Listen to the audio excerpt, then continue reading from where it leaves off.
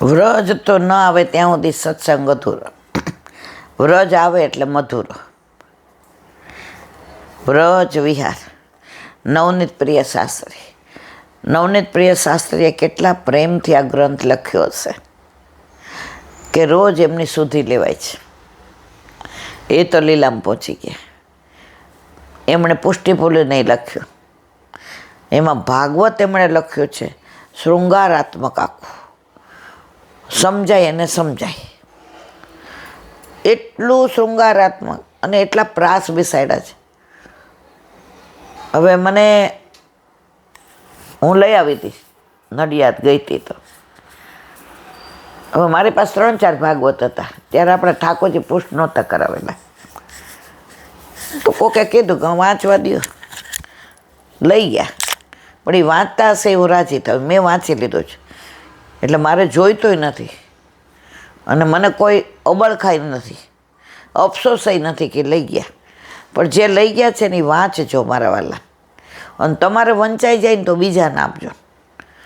મારી પાસે ઘણાય છે, મારે નથી જોઈતા. પણ નવનીત પ્રિય શાસ્ત્રીનું ભાગવત, જે અંદર શૃંગારાત્મક ભાષા છે, એમણે આખો રસ ઉત્પન્ન કર્યો છે. એવા જ આ વ્રજ વિહારમાં રસ છે. અત્યારે આપણે ગિરિરાજજીની વાતો કરીએ છીએ. ગિરિરાજજીના વર્ણનમાં એમણે સાગર ને ગાગરમાં ભર્યો છે, જે આપણા બસમાં નથી. એટલે આપણે વાંચીને જોઈએ. તળેટી શ્રી ગોવર્ધન કી રહીએ, રસિક પ્રીતમ ગાય છે. રસિક પ્રીતમ કોણ? હરિરાય. હવે એની લીલા મેં ઘણી વાર કહી છે, પણ અનુસંધાન આવ્યું એટલે હવે પાછી ફરી વાર એનું ટૂંકમાં વર્ણન કરું. હરિરાય મહાપ્રભુ જેસલમેર બધા રાજાને સનાથ કરવા. કેમ? એમના ભાઈ ગોપીનાથજી હવે ખીમનોરમાં રહેતા હતા. એમને ઠાકોરજીએ જતાવ્યું ગોપીનાથજીના વહુજી હવે લીલા વિસ્તારવાના છે, એ દુઃખ સહન કરી શકશે નહીં. તો હરિરાયજીએ વિચાર્યું કે એનો કાંઈક રસ્તો કાઢો. એટલે પોતે અહીંયા પધાર્યા. ક્યાં? જેસલમેર. હવે ઊંટડી ઉપર બેઠા હતા અને દરવાજે આવ્યા એટલે રોયકા. એ કે ટેક્સ ભરો, કર, તો જ અંગત જવાય. હરિરાયજીએ કહ્યું, ભાઈ અમારે ટેક્સ ન ભરવાનો હોય, અમારું દ્રવ્ય તમારા આમાં આવી જાય ને તો એ બરાબર નહીં. એ પુષ્ટિ માર્ગીય ન હોય એટલે એને કંઈ સમજાવ્યું નહીં કે ગુરુ દ્રવ્ય કે કશું જ. ઓલાએ કીધું, બહાર ઊભા હતા ટેક્સવાળા બધા સિપાહીઓ, ભાઈ કાયદો બધા માટે, રાજાથી રંગ ખોદી હરકો. હરિરાયજી પોતાનું ઊંટડી પાછી વાળી ગામની બહાર આવ્યા. ઠાકોરજીને રાજભોગનો સમય થયો હતો. એમની સાથે જે બધા હતા એને કહ્યું, ઠાકોરજીને અવેર થાય છે, આ વૃક્ષ સરસ છે, અહીંયા આપણે ઠાકોરજીને સમાધાન કરી અને ભોગ ધરાવીએ, પછી આગળ જઈએ. તો કે જળ? તો કે સામે તળાવ દેખાય છે. જોયું તો હાવ ખાલી. આ તો વર્ષોથી ખાલી છે. આ તો રણ પ્રદેશ છે, અહીંયા જળ નથી. હરિરાયજીએ ચારીજીને જળ અંદર પધરાવ્યું. એટલું જળ આવ્યું કે રાજાના મહેલ સુધી જળ પહોંચી ગયું. અને પ્રજા એવી ઉમટી દર્શન કરવા કે જે તળાવ અમારા વડવાઓના વખતથી ખાલી હતું. અને આ રણમાં કોઈ દી અહીંયા એક છાંટોય જળ આવ્યું. અને આટલું જળ ઉભરાઈને છે કે રાજાના મહેલ સુધી આવ્યું. રાજાએ પૂછ્યું, આ પ્રજા કેમ આટલી દોડે છે? બધાએ કીધું, કોઈ સંત મહાત્મા આવ્યા છે. આ એની લીલા. રાજા પાઘડી મૂકીને દોડ્યો ઉઘાડા પગે. હરિરાયજીએ ઠાકોરજીને ભોગ ધર્યો હતો એટલે અંદર તો આવવા દે નહીં. ટેરો કરેલો હતો, બહાર બેઠા હતા. રાજાએ આવીને સાક્ષાત દંડવત પ્રણામ કર્યા.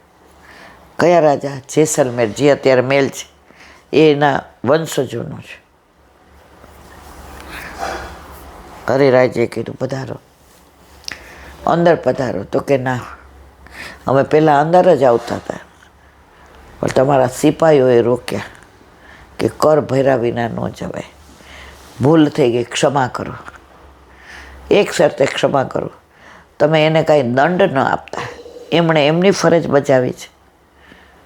રાજાએ કીધું જેવી આપની આજ્ઞા.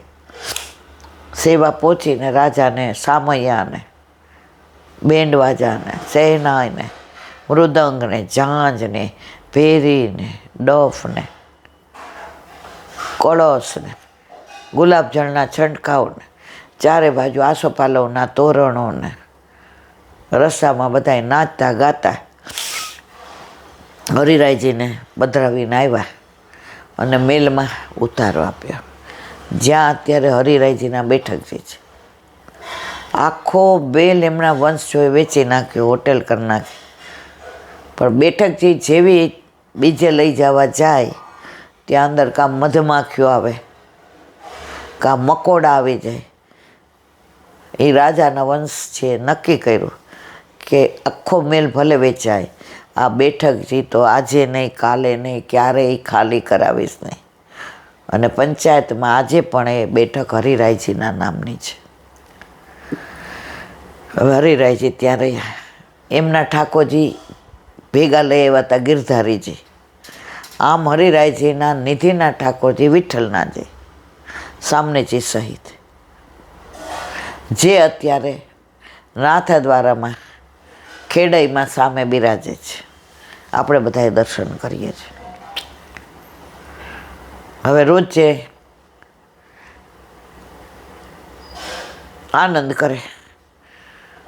હવે એકવાર રોજ સાંજે રાજા દંડવત કરવા આવે. એકવાર સાંજે રાજા દંડવત કરવા આવ્યો. હરિરાયજીએ કહ્યું હવે મારે અહીંથી વિજય થયો. ના, એમ ન જવા દો, આપ અહીંયા થોડો વાર બિરાજો. અમને સનાથ કર્યા છે, હવે અમને પોષણ આપો. ગમે એવું મીઠું વૃક્ષ વાવ્યું હોય પણ એને પોષણ ન મળે ને તો મુરઝાઈ જતા વાર ન લાગે. પુષ્ટિમાર્ગમાં સત્સંગનો જ્યારથી એને ઓછો થયો છે ત્યારથી જ વ્યાપ વધ્યો છે, પણ ઊંડાઈ ઘટી ગઈ છે. હરિરાયજી રોકાણા. એ કે મારી એક શરત છે, હું રોજ એક પત્ર લખું અને અહીંથી ને ખીમનોર પહોંચાડો. રાજાએ એ વ્યવસ્થા કરી. ત્યાંથી નીકળે એટલે ઊંટ, એ ઊંટ થોડે પહોંચે એટલે ઘોડો, વળી પાછો થોડો પહોંચે એટલે ઊંટ. એમ કરતાં ત્યાં સુધીમાં રોજ એક પત્ર પહોંચી જાય. ક્યાં? ગોપીનાથજી. એ ગોપીનાથજી એટલા સેવામાં રથ વહુજી સાથે, અને વહુજી એમને સેવામાં એટલા સહાયક, એના લીધે વહુજીને આસક્તિ બહુ વહુજીમાં. જે પત્ર આવે એ આમ ગોખલામાં મૂકી દે, જે પત્ર આવે ગોખલામાં મૂકી દે. 41 પત્ર લખ્યા અને વહુજીએ લીલા વિસ્તારી. બહુ દુઃખી થઈ ગયા, કારણ કે સહાયક હતા સેવામાં. ત્યારે એમના એક સેવક હતા પ્રેમજીભાઈ, એમણે કહ્યું કે દાદાભાઈના પત્ર આવ્યા છે, કે મારામાં તો ત્રેવડ નથી, તું વાંચ. એણે વાંચ્યા. પત્ર વાંચીને ગોપીનાથજી એકદમ શોકમાંથી બહાર આવી ગયા કે મારા પ્રભુનો વિરહ હોવો જોઈએ. વહુજીનો આટલો વિરહ છે એટલો મારો પ્રભુનો હોવો જોઈએ. અને પાછા સેવામાં રત થયા. એ 41 શિક્ષાપત્ર આજે પણ દરેક ઘરમાં બૃહદ ટીકા સાથે, ગોપીનાથજીની ટીકા સાથે આપણે બધા વાંચીએ છીએ. અને એવું કહેવાય છે કે આપણે ક્યાંય મૂંઝાણા હોઈએ, ક્યાંય નિર્ણય ન લઈ શકતા હોઈએ, આમ કરું કે આમ કરું, દ્વિધામાં હોઈએ, ત્યારે તમે એ પુસ્તક હરિરાયજીનો ગ્રંથ શિક્ષાપત્ર ઉઘાડો અને જે પત્તું હાથમાં આવે એમાં તમારો પરિણામ, તમારો સુઝાવ હોય કે તમારે આમ કરવાનું. એવા દાખલા મેં મારી નજરે ઘણાય જોયા છે, જે જેના મુખારવિંદથી પણ સાંભળ્યા છે. તો એવા હરિરાયજી ત્યાં જેસલમેરમાં બિરાજતા હતા. એમના ઠાકોરજી ગિરધારીજી, આજે પણ ગિરધારીજી ત્યાં જ બિરાજે છે. અને બાજુમાં હરિરાયજીના બેઠકજી છે. હવે એકવાર હરિરાયજી બિરાજતા હતા અને ગિરધારીજી સામો દ્રષ્ટિ કરતા હતા અને વ્રજ આવી ગયું યાદ, ગોવર્ધન આવી ગયું, તળેટી યાદ આવી ગઈ, મદન મોહનજી આવી ગયા, ગોવિંદ કુંડ યાદ આવી ગયો. આંખમાંથી અશ્રુની ધારા જવા માંડી અને હરિરાયજીના મુખારવિંદમાંથી આ આસરાનું પદ નીકળ્યું.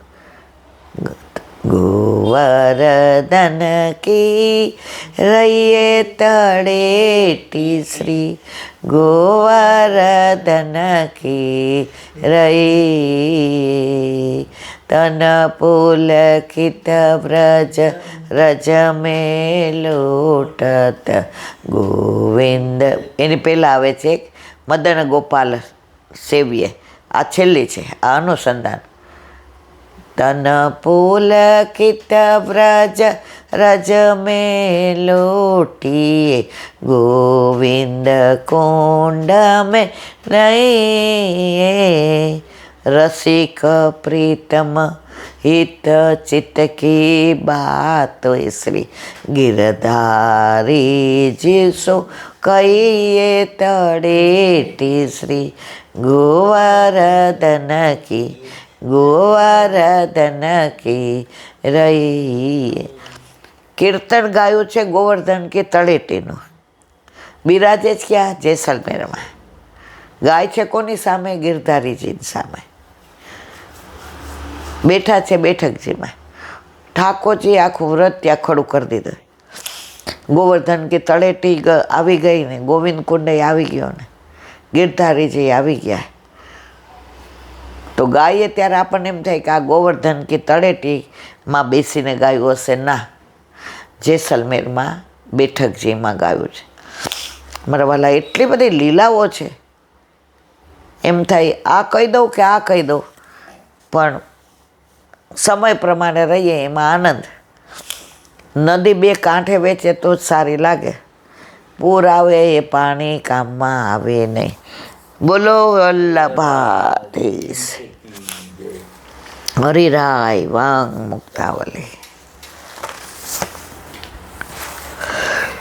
હરિરાય મહાપ્રભુજી કી.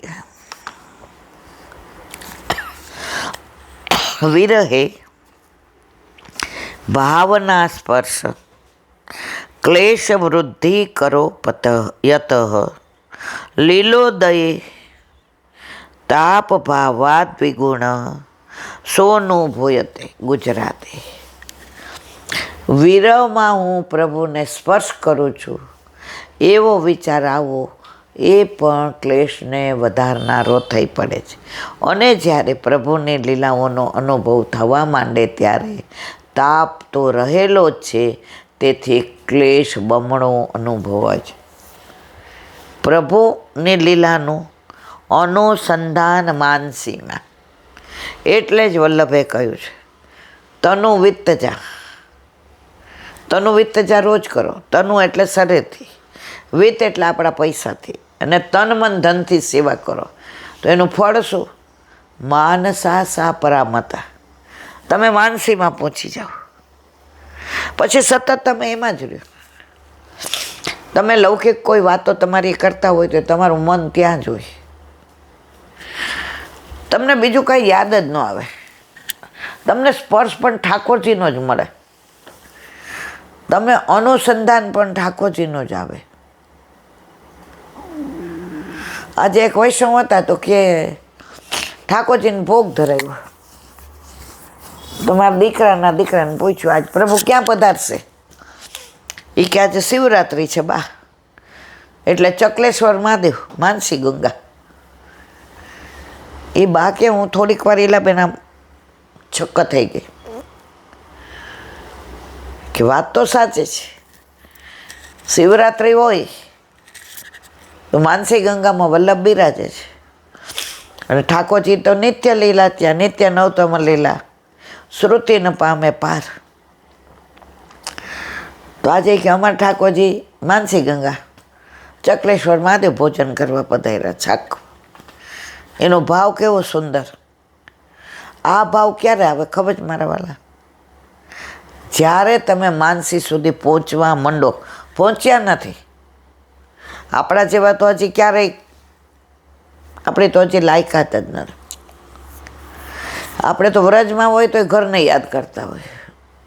હલો, સગુનનું પેપર કેવું ગયું જુઓ. પણ વલ્લભે કહ્યું છે, સંસારમાં રહીને શ્યામને ભજાય. ટિકિટ બુક કરાવી ત્યારે ખબર નહોતું કે સગુનનું બોર્ડનું એક્ઝામ 10માની છે. થઈ ગયું વ્રજમાં વયા ગયા. પણ દીકરીને આપણે વ્રજમાંથી નહીં ફોન કર્યો તો એણે સરસ કીધું, બા તમે વ્રજમાં છો ને ત્યાંથી આશીર્વાદ આપો, એટલે મારા પેપર મહેનત કરી છે ને એ પ્રમાણે ઠાકોરજી મને ફળ આપશે. ઘણા કાલથી 12માની એક્ઝામ ચાલુ થાય છે, તો ઘણા દીકરા દીકરીઓના ફોન આવ્યા કે આવીએ. મેં કીધું ના મત દીકરાઓ. દીકરી તમે અમદાવાદમાં ક્યાં ક્યાં રહેતા હો? એ કે અમે ઈલા આંટી 5:30 થી 6:30 આવીએ. આવવા જવાનો 1-2 કલાક બગડે, અહીંયા મારી આ અડધો કલાક. ફોનમાં અહીંથી હું અત્યારે બધાય મારા દીકરા દીકરીઓને અંતરથી ને શુભેચ્છા આશીર્વાદ દેવાય એવું મારું કોઈ સામર્થ્ય નથી. હજી હું એ તબક્કે પહોંચી નથી. હજી મારામાં વૈષ્ણવતા એટલી નથી, એટલી દીનતા નથી. પણ તમને બધાને મારા ઉપર ભાવ છે. એ ભાવથી હું તમને બધાને ખૂબ ખૂબ શુભેચ્છા પાઠવું છું કે મારા અંતરની શુભેચ્છા છે કે તમે જેટલી મહેનત કરી છે એ ફળ ઠાકોરજી તમને આપશે. અર્જુનને કહ્યું કરીશ તે વચન, તમે કયો એમ કરીશ. બસ ઠાકોરજીને જે કરવું હશે એ જ કરવાના છે. તમારી મહેનત ફલિત થાય એમાં હું રાજી. તો કોઈ ધક્કો ખાશો નહીં, કોઈ આવશો નહીં મારવાલા. મને તો હું તો રાજી થાઉં તમે બધા યુવાન યાર આવો ને ત્યાં તમારી યારે વાતો, તમારી સાથે અનુભવ શેર કરવાનો મને બહુ આનંદ આવે. પણ time and tide wait for no body.